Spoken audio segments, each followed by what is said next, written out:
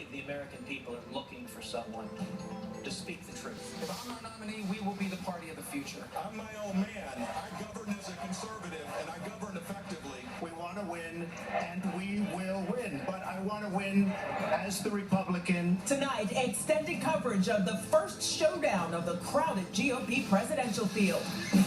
Fox 26 News at 9 starts right now. Tonight, 10 Republican presidential candidates are squaring off in Cleveland in the first debate of the 2016 campaign. Good evening. I'm Melinda Spalding. And I'm Don Teague. Thanks for joining us, everyone. We will bring you reaction to the debate from our panel of analysts and hear from Republicans and Democrats at watch parties around our city. Plus, we will look at what you're saying on social media. Of course, all eyes are on the frontrunner, Donald Trump. In tonight's big debate, Trump has skyrocketed in the polls since announcing his run in June. In the latest Fox News poll, 1 in 4 GOP voters say they support the billionaire businessman, who has 26% support of primary voters. In the debate on Fox News Channel, the fireworks started right away. Trump refused a pledge not to run as a third-party candidate if he didn't get the nomination. I want to win, and we will win. But I want to win as the Republican. I want to run as the Republican nominee. So tonight you can't say if another one of these... This is what's wrong. I mean, This is what's wrong. He buys and sells politicians of all stripes.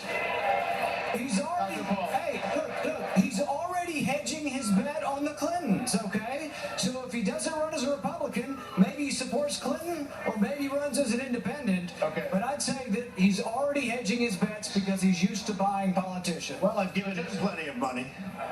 Just to be clear, you can't make it. We're going to move on. You're not going to make the pledge tonight. I will not make the pledge at this time. Okay. That was fireworks Yes. early on. Start. And former Governor Rick Perry didn't poll well enough to make it on the main stage tonight, so he was asked in the earlier debate about Trump and his frontrunner status. In the debate on the Fox News Channel, Perry says it's Trump's celebrity status that's giving him an early lead. One thing I like to remind people is back in 2007, Rudy Giuliani was leading the polls for almost a year. I'll suggest a part of that was his celebrity. Fred Thompson was the other one, a man who'd spent a lot of time on that screen. I've had my issues with Donald Trump. I talked about Donald Trump from the standpoint of being an individual who was using his celebrity rather than his conservatism. How can you run for the Republican nomination and be for single-payer health care? Donating to his wife's. Well, the vast majority of folks on social media and political experts thought businesswoman Carly Fiorina won the early debate. The consensus is she was well prepared and delivered a solid performance, and that could very well put her in a better position to be in a top-tier debate in the future.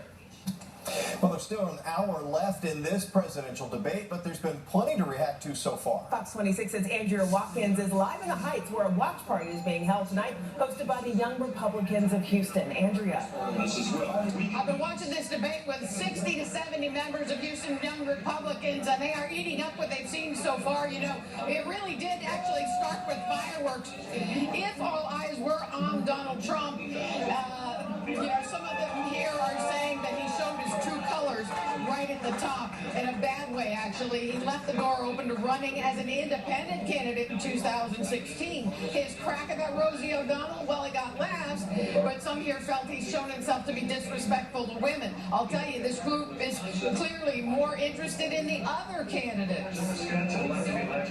So far, I've been pretty impressed with the way that the candidates are answering the questions, especially Senator Cruz.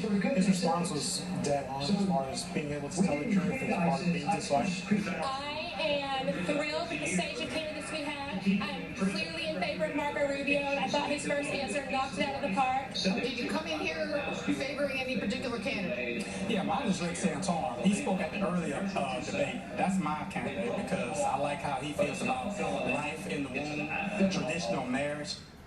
Okay, so there's Cruz supporter, Rubio supporter, Santorum supporter, and now I'm joined by the president of the Houston Young Republicans group, John Baucom, and you are a stand with Rand kind of guy. How's Rand Paul doing tonight? I think Rand Paul's done really well. You know, we have a strong field of candidates, but it's nice to see some of the candidates separating themselves from the rest of the field tonight. I think Rand is definitely on the top. His issues resonate with young Republicans, with millennials, with independent voters, and even some disenfranchised Democrats that would not vote for somebody like Hillary Clinton. All right, give me an overview. How's Trump doing? What did he do that turned people on or turned people off?